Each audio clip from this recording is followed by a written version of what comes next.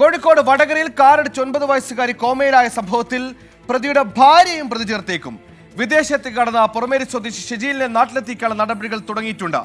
അപകടമുണ്ടാക്കിയ car കഴിഞ്ഞ ദിവസം police കസ്റ്റഡിയിലെടുത്തിരുന്നു.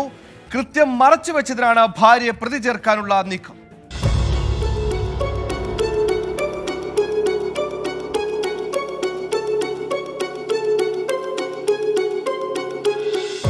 Vadakara ചോറോട് ദേശീയപാതയിൽ വയോധികയായ ബേബിയുടെ മരണത്തിനും കൊച്ചുമകൾ ദൃശാനയ്ക്ക് ഗുരുതരമായി പരിക്കേൽക്കുകയും ചെയ്ത വാഹനാപകടം നടക്കുമ്പോൾ പ്രതി ഷെജീലിനൊപ്പം ഭാര്യയും 2 കുട്ടികളും കാറിലുണ്ടായിരുന്നു.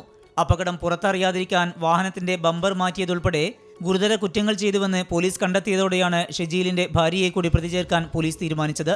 ഗുരുതരമായി പരിക്കേറ്റ ഇരുവരെയും ആശുപത്രിയിലെത്തിക്കാൻ കുടുംബം തയ്യാറായിരുന്നുവെങ്കിൽ ബേബിയുടെ ജീവൻ രക്ഷിക്കാമായിരുന്നുവെന്ന വിലയിരുത്തലിലാണ് പോലീസ്. കാറിൽ ആ സമയത്ത് അദ്ദേഹം അവരുടെ ഫാമിലിയുടെ കൂടെ യാത്ര ചെയ്യുമായിരുന്നു.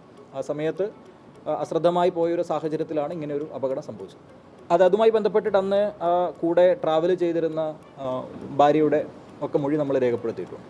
ഇതിൽ ഏതെങ്കിലും രീതിയിലേക്ക് വാഹനം ആൾട്ടർ ചെയ്യുന്നതുമായി ബന്ധപ്പെട്ട് അല്ലെങ്കിൽ അത് എവിഡൻസ് നശിപ്പിക്കുന്നതിൻ്റെ ഇൻറ്റൻഷൻ ആർക്കെങ്കിലും ഉണ്ടോ എന്നുള്ളത് ഈ ഒരു സാഹചര്യത്തിൽ മറ്റൊരാൾക്ക് ഇതിലേക്ക് ഏതെങ്കിലും രീതിയിലേക്കുള്ള റോൾ ഉള്ളതായിട്ട് നമ്മൾ കണ്ടിട്ടില്ല. പക്ഷേ ആ ഒരു ഭാഗത്തേക്കും കൂടിയാണ് ഇനിയുള്ള അന്വേഷണം. അപകടത്തിൽ ഗുരുതരമായി പരിക്കേറ്റ് 9 മാസമായി കോമയിലായ ദൃശാനയുടെ ചികിത്സയ്ക്ക് ബുദ്ധിമുട്ടുകയാണ് കുടുംബം.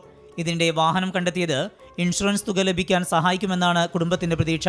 വിദേശത്തേക്കു കടന്ന പ്രതിയെ 2 ആഴ്ചയ്ക്കകം നാട്ടിലെത്തിക്കാനാണ് പോലീസ് ശ്രമം. 24 കോഴിക്കോട്.